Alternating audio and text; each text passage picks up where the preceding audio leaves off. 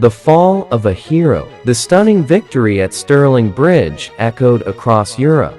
William Wallace was no longer just a rebel, he had become the guardian of Scotland, the man who carried the hopes of an entire nation. Yet victory also brought a dangerous consequence. Far away in France, King Edward I received the shocking news that one of England's largest armies had been crushed by Scottish rebels. Furious and determined to restore his authority, the aging king immediately returned to England. This time, he would not leave the war to his generals. He would lead the invasion himself. Edward gathered one of the largest armies England had assembled in years. Thousands of experienced soldiers, heavily armored knights, skilled longbowmen, engineers, and supply wagons prepared for a massive campaign into Scotland. Wallace understood the danger. He knew Scotland could not defeat such a powerful army in a direct confrontation. Instead, he ordered villages to remove food, livestock,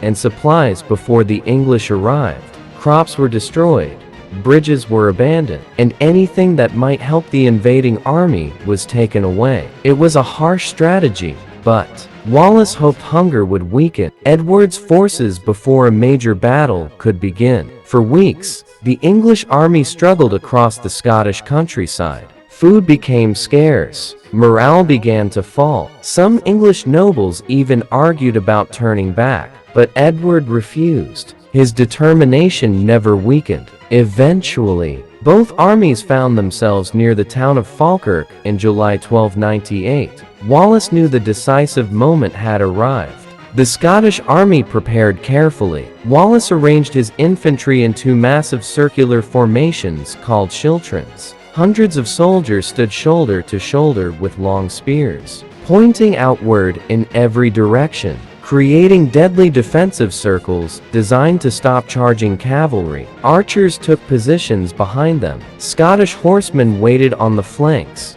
Wallace hoped the English knights would break themselves against the walls of spears. At first, the plan appeared successful. Several English cavalry charges were slowed by the Scottish formations, but Edward had learned from his earlier mistakes. Instead of continuing costly cavalry attacks, he gave a different order. England's famous longbowmen stepped forward. Thousands of arrows filled the sky. The Scottish archers were quickly overwhelmed. Then wave after wave of arrows rained down upon the tightly packed schiltrons. Because the Scottish soldiers stood so close together, they had almost no room to escape. Men began falling where they stood. The formations that had once looked unbreakable slowly started to weaken. As confusion spread, the English cavalry charged again. This time, the damaged Scottish lines could no longer hold. The battle turned into chaos. Many Scottish nobles withdrew from the field. Others continued fighting until the very end.